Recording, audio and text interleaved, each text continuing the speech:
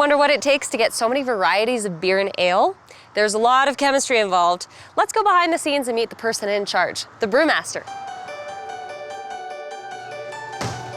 Hi, I'm Viviana. Hi, nice to meet you. Thanks. Show me around. Sure will. My name is Gord Demanek. I'm the brewmaster at Fernie Brewing Company in Fernie, BC. The brewmaster really is responsible for the creation and the execution, the development of procedures, and the quality of all the products that a brewery produces. So it entails a bit of science, a bit of creativity when it comes to developing recipes, and also a bit of mechanics when it comes to maintaining the equipment. It's a very fascinating job. When I start my day, I'll talk to each employee, and find out how the day has gone for them. I'll perhaps sample the packaged beers that we've produced that day. I'll go around and talk to the other brewer and find out how his day has gone, how his batch went.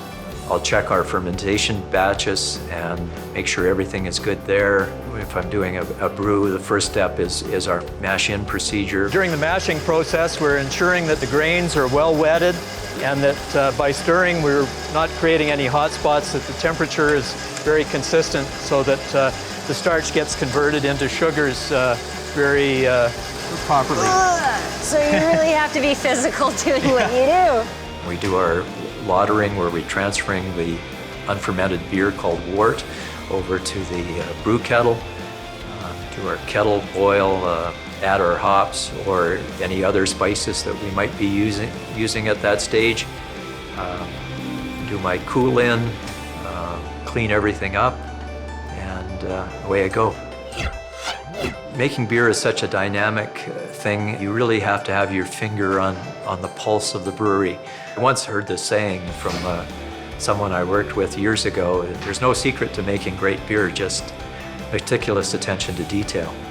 How did you get started in this industry? I started as a summer student working for a brewery in Saskatoon while I was going to university. I just started on the packaging line. After I graduated, they needed somebody for the lab, and I must have impressed a few people or something, and I got called, and the rest is history.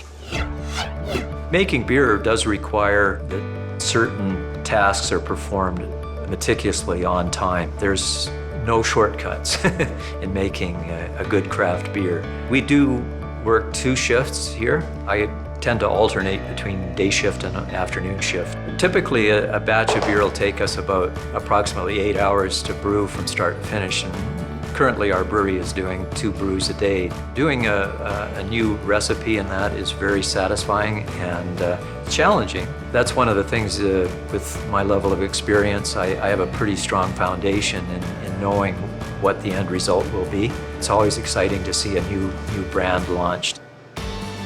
The 2 paths would be to go ahead and get a university education, primarily in science or, say, food engineering or something like that. It's important that you do know a bit about chemistry and microbiology mainly, or biology. That's very important foundation for future brewmaster training, and then take specific brewing training.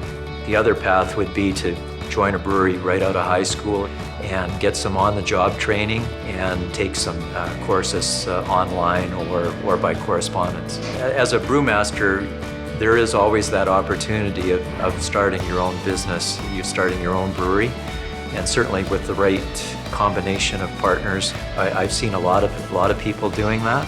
I would suggest going to your local brewery or going to a few local breweries, spend some time talking to the brewmaster or one of the other brewers.